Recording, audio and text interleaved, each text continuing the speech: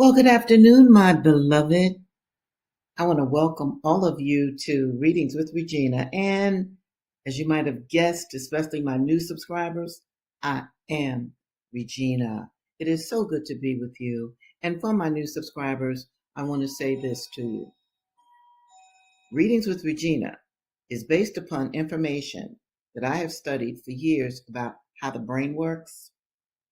When you are read to, or you are reading yourself, the brain works in wonderful ways. There's a lot of neurological connections made within the brain. Now, if your brain is healthy, very often your heart is healthy. And when you have heart and brain coherence, you are on point, you are on time. Okay? And I absolutely wish to create a generation of very smart, particularly Black people who, in fact, will challenge the nature of this capitalistic, racist, white supremacist country that loves war. Understand that America, its foundation is based on war and genocide. Well, what I want to do while I am on earth is to teach my listeners everything that I know. Now, I don't know everything, but I do know a few things, okay?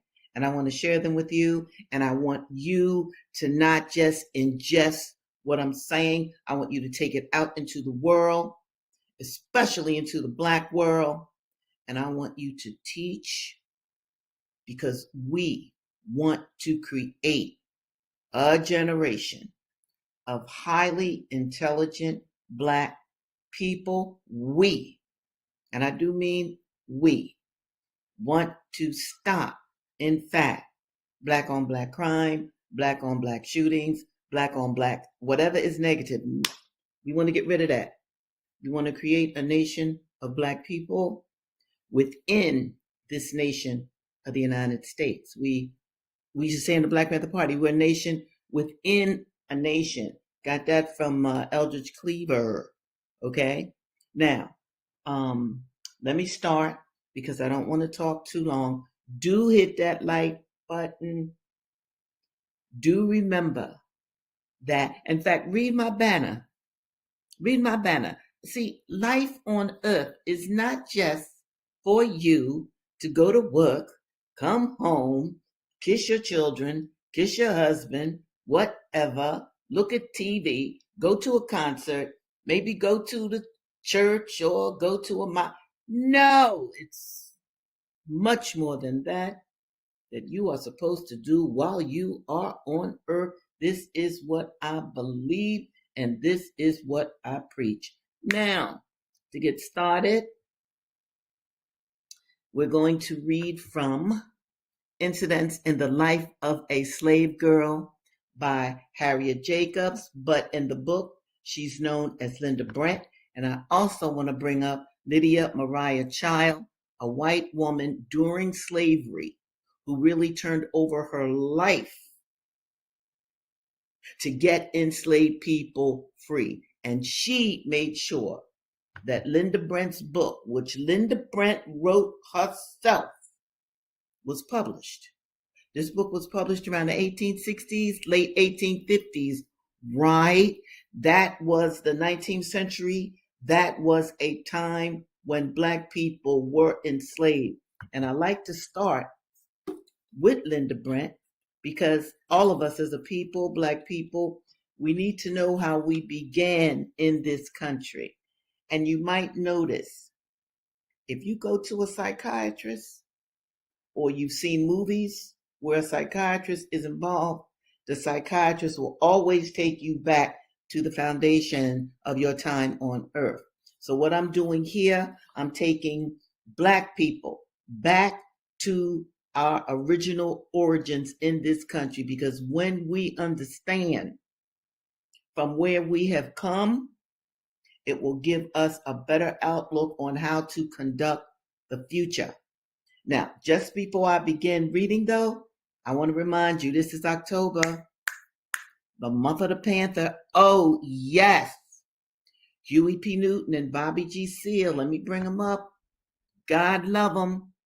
God love them. These two brothers started the Black Panther Party for self-defense. And out of the Black Panther Party for self-defense came Regina, who you hanging with today, but even more importantly, this good sister came out of the same movement. So we want to give honor to the members of the Black Panther Party for self-defense, definitely honoring the leadership, the creators of the Black Panther Party for self-defense. And next week, I'm going to be reading from Huey and Bobby, along with other important people that I want you to know about. But for now, to begin today, we're going to pick up where we left off on Tuesday in Incidents in the Life of a Slave Girl. All right. You might remember that, Linda Brent was telling us about the different enslaved people that she knew about while she herself was a slave. And she talked about this family that were treated really nicely for slavery. I mean, wasn't nice, but anyway, their owner was a white female. And she freed the woman so that they could actually get married. The woman, the enslaved woman, was wife to a free Black man. So we would have free Black men marrying enslaved women and vice versa. It was crazy. But anyway, this white woman, she treated her slaves really well, let them live together, let them have their own children. Yes. But then this white woman, she got married. Lord have mercy. When she got married and all of the rights to the slaves as property went to her husband, that husband, he broke up the Black family. So here we go. The eldest soon became a mother, and when the slaveholder's wife looked at the babe, she wept bitterly. She knew that her own husband had violated the purity she had so carefully inculcated. She had a second child by her master, and then he sold her and his offspring to his brother. Now, dig, I just want you all to understand what I'm saying here. The decent white woman who treated her slaves humanely got married to a white supremacist, not a nice man. That man, her husband, not only was having sexual relationships with his wife, he was raping the children of the enslaved people. And not only was he raping them young girls, he also sold them. He sold his own offspring. Okay. She had a second child by her master, and then he sold her and his offspring to his brother. She bore 2 children to the brother and was sold again. You see the use? You see the abuse? The next sister went crazy. The life she was compelled to lead drove her mad. The third one became the mother of 5 daughters. Before the birth of the 4th, the pious mistress died. To the last, she rendered every kindness to the slaves that her unfortunate circumstances permitted. She passed away peacefully, glad to close her eyes on a life which had been made so wretched by the man she loved. The man squandered her fortune he had received and sought to retrieve his affairs by a second marriage. But having retired after a night of drunken debauchery, he was found dead in the morning. He was called a good master. Now, listen to this. He was called a good master, for he fed and clothed his slaves better than most masters. And the lash was not heard on his plantation so frequently as on many others. Had it not been for slavery, he would have been a better man, and his wife a happier woman. No pen can give an adequate description of the all-pervading corruption produced by slavery. The slave girl is reared in an atmosphere of licentiousness and fear. The lash and the foul talk of her master and his sons are her teachers. When she is 14 or 15, her owner or his sons or the overseer, or perhaps all of them, begin to bribe her with presents. If these fail to accomplish their purpose, she is whipped or starved into submission to their will. She may have had religious principles inculcated by some pious mother or grandmother or some good mistress. She may have had a lover whose good opinion and peace of mind are dear to her heart. Or the profligate men who have power over her may be exceedingly odious to her, but resistance is hopeless. The slaveholder's sons are, of course, vitiated even while boys by the unclean influences everywhere around them, nor do the master's daughters escape as well.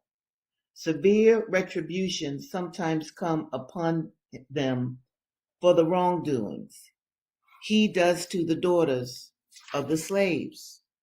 The white daughters early hear their parents quarreling about some female slave people. Please understand what I'm reading. Go back over this if you don't. Their curiosity is excited, and they soon learn the cause. They are attended by the young slave girls whom their father has corrupted, and they hear such talk as should never meet youthful ears or any other ears. They know that the women slaves are subject to their father's authority in all things. And in some cases, they exercise the same authority over the men slaves. Over the men slaves. Over the men slaves. White men could do whatever they wanted to black people who were enslaved. And by the way, this was legal. It was legal, it was cultural, it was social, it was accepted. So then black people could not be considered people. No. I'm going to stop right here.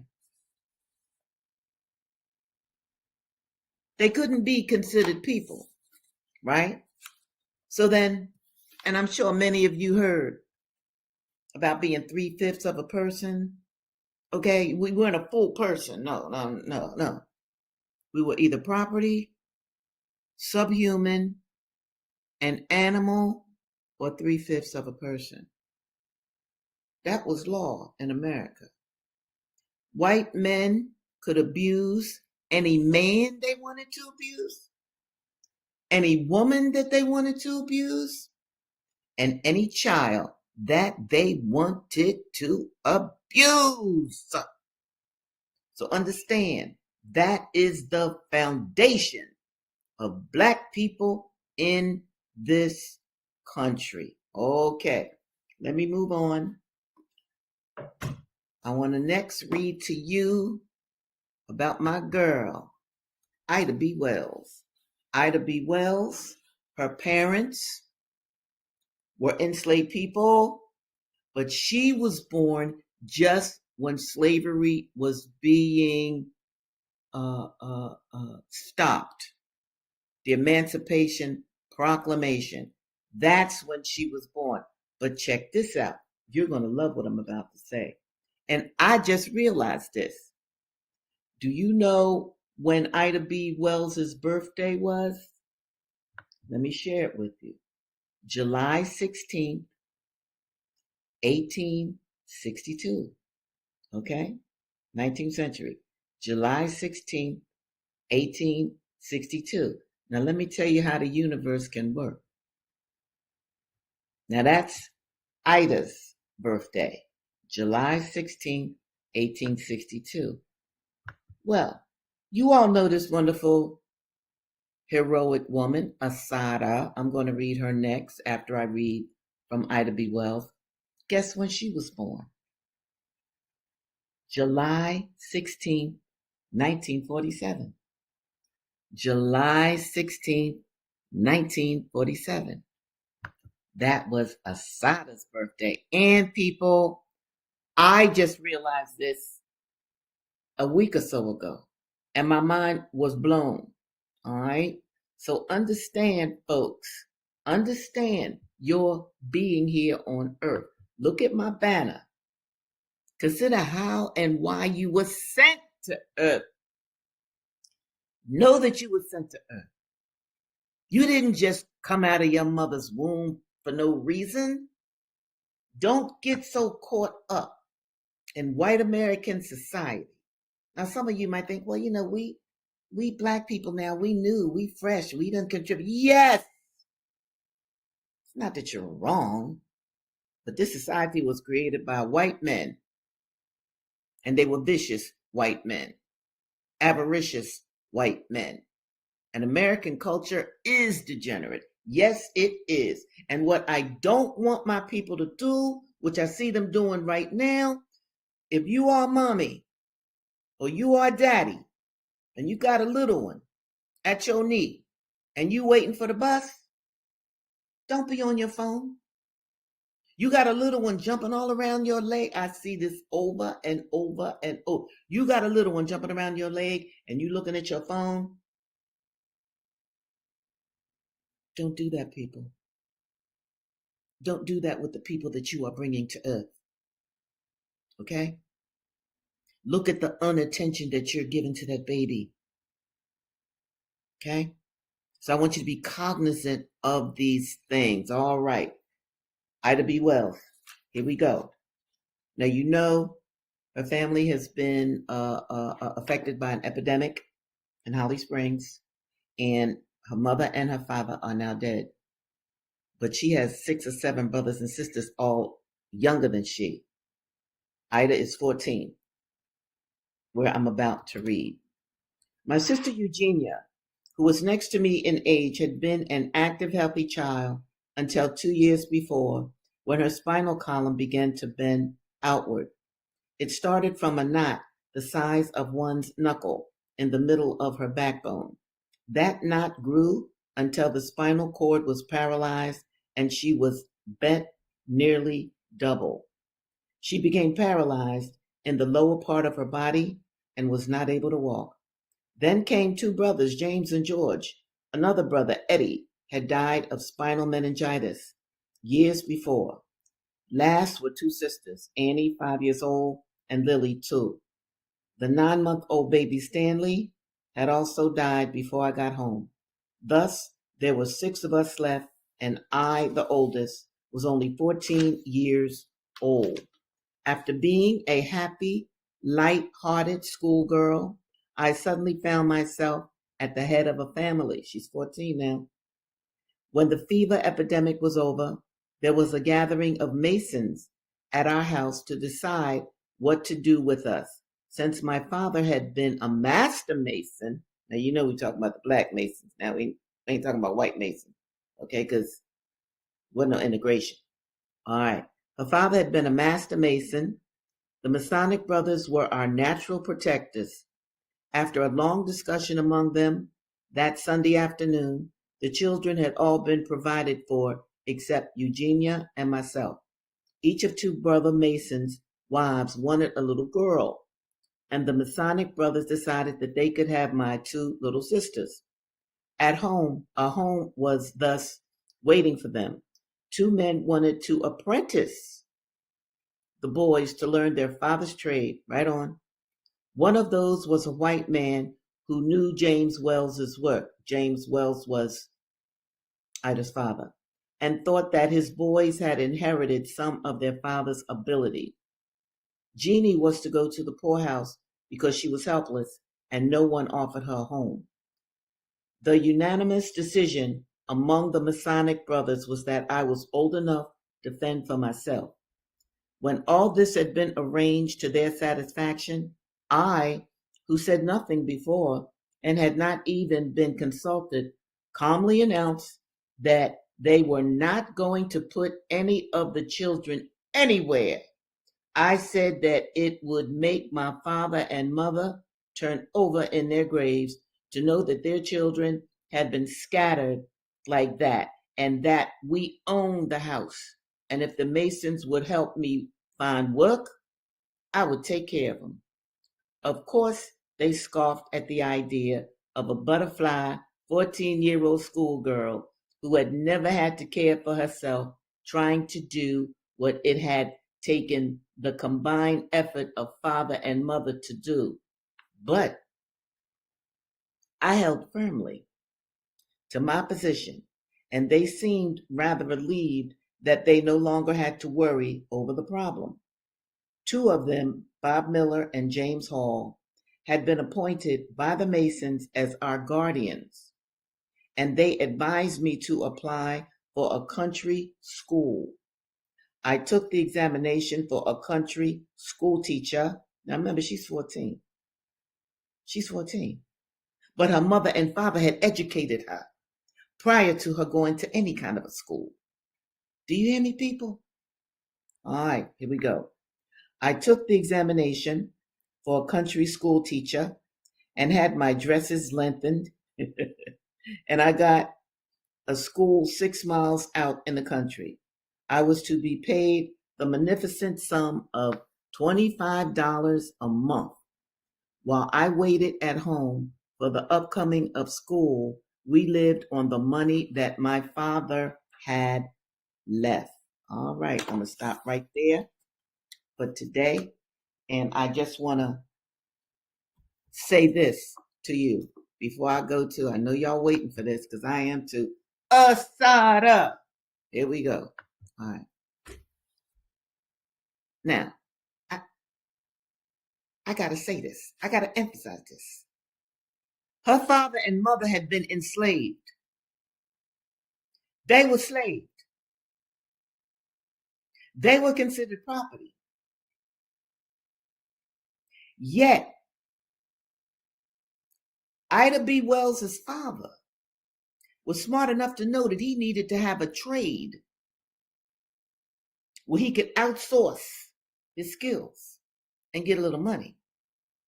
So Brother Love, her father, James Wells, was able to save money during enslavement when he was owned by other people, white people. And his wife might have done the same. Not sure, but she could have. Become a cook or a washerwoman, something like that. You could take on outside duties and get a little money. Therefore, when they died, they left money for their children. Now, if they could do that during the enslavement period, brothers and sisters, my beloved, I adore you. But are you going to tell me you can't do that right now? For your children, right now? I want you to think about that. I'm getting ready to go to Assata. Let me bring up this comment. Yes, yes, yes, my dear. Absolutely. Ida B. Wells was a superhero. Now, she's a kid, but I'm reading to you now. She only 14. She only 14. Talking about, I'm going to take care of all my family. I'm going to get a job as a teacher. How in the world was this woman able to pass the teacher's examination at 14? Think about that, my people. Okay, here we go. Assata. Very important work. Here we go.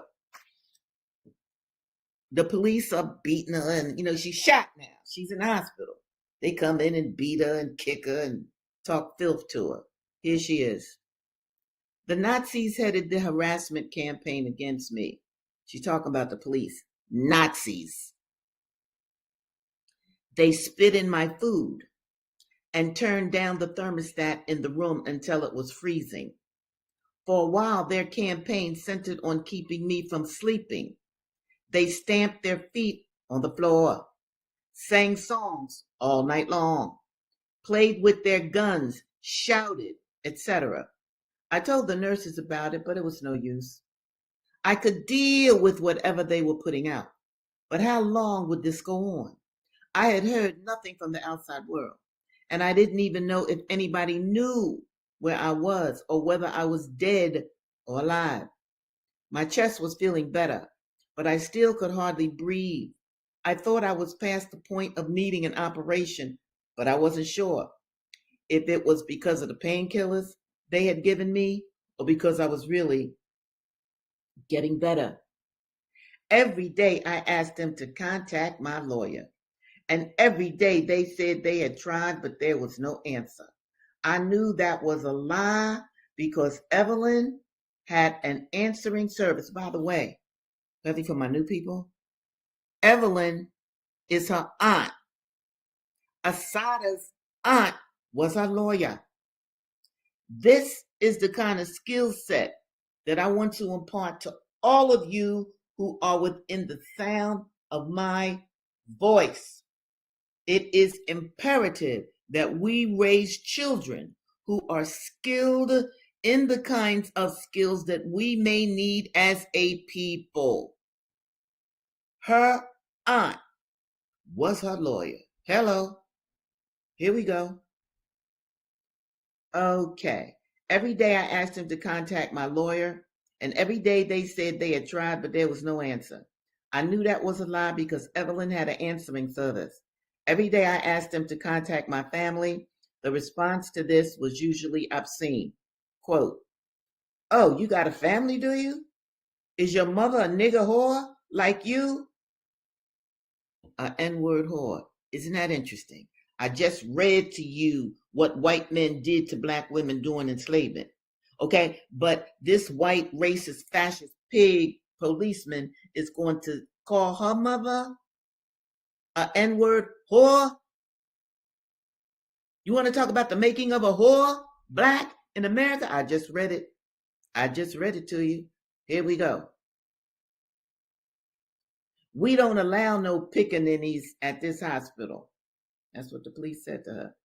They went on and on about my family until they found something else to go on and on about. Whoever said that no news is good news had to be out of his mind. Well, there was news, but it wasn't good news. They told me they had arrested Sundiata. That's Sundiata Acoli. He's still around. Yo, Sundiata. At first I didn't believe them, but they were too glib and arrogant. I knew something had happened. Quote, "We got your friend," they said. Quote, "and he's singing like a bird." Yeah, he's singing like a bird, and he's giving you all the weight. It's a good thing for you he didn't know what color undies you had on, or he would have told us that too. We know where you were coming from. We know where you were going. We know that you stopped at Howard Johnson's. He even told us what you ordered and that you just love potato chips. What? I thought. How did they know that? Then I remembered that we had bought potato chips at a Howard Johnson on the turnpike. Maybe someone had seen me and remembered. Yes, Clark Squire, this is the police now, tells us that you took the trooper's gun and shot him in the head. Now, you wouldn't do a thing like that, would you? Well, Joanne, you're in a hell of a fix. If I were you, I wouldn't let him get away with it. It's a low-down thing to do, giving all the weight to a woman. I'll make a deal with you. You tell us everything that happened, and I promise we'll go light on you. I just don't like to see you get a bad break, that's all. You know you're facing a lot of time in prison, the way things stand. If he testifies against you, you could get life in prison or even the chair. But all you have to do is tell us what happened, and we'll see to it that you do just a couple of years and go home. You're young. You don't want to rot away your whole life in prison, do you? I'm going to stop right there. Yes, I'm going to stop right there. So you see how they are attempting to turn Assata against Sunjata, Clark Squire. And you notice that they said, you don't want to rot away your life in prison. Did you notice that they said that? And let me tell you why I'm even stopping to point this out to you. Let me see if I can find what I'm looking for. I may not. The point is this. There have been brothers and sisters that have. They didn't rot away. Uh-oh, here he is. Here's my boy. Jalil Mutakin. Yes.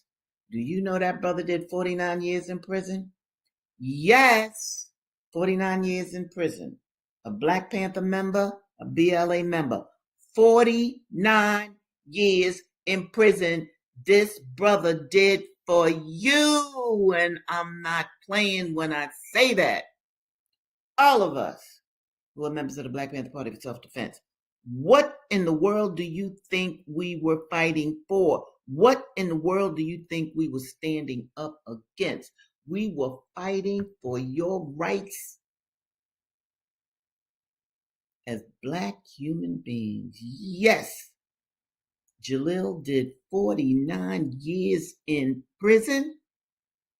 He's out now, all praise due. But he did 49 years. So when that cop said to Assata, you don't want to rot away in jail, that's what they intended. But let me just say this.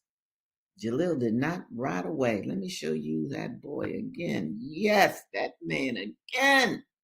In fact, he's teaching a class right now. Jalil Mutakin. Look him up. Well, brothers and sisters, I am coming to a close. You know, I don't like to read too much and too long because I really want you to share my videos with your children, with your loved one, with yourself. One more thing I'm going to say. I keep saying one more thing and I give you one or two. Point. Educate your children. I don't care when you do it. You work all week, cool. Boom. Do it on Saturday. Let them look at this 30 to 35-minute video as part of their education. Give them whatever other information you think they should have. Another thing, let your children have skills. Decide what skill you want to apprentice out for your children. Make these decisions now. I don't care how old they are. Do you know I've met some of the smartest 20-year-olds? Yes, I have. Now, if you're very smart at 20, then doggone it, when you were around 10, somebody stepped in and educated you. So I want you to think like that, brothers and sisters. I want you to think like the saying that we used to say during the 1960s, nation time, baby. And we weren't playing. Now, how do you make a nation? How do you control a nation? What are the aspects of a nation? Of course, I got that from the Panthers as well, but also the Republic of New Africa too. Boom! So I want you to really start thinking like that, okay? And in the meantime, in between time, you know that I love you dearly. You know that. Do visit my website. Get in touch with me. Ask me any question. Let me see if I can find where it is. I can't. That's okay. Ask me any questions that's my website right there. Ask me any questions that you have about what I say. Okay? Know that I pray for you every morning and every night. And I am not playing when I say that. I do not play with the universal forces that sent me and all of you to earth. I honor that. Love you dearly, brothers and sisters. And I will look for you next Tuesday at 2 o'clock. Readings with Regina. Bye now.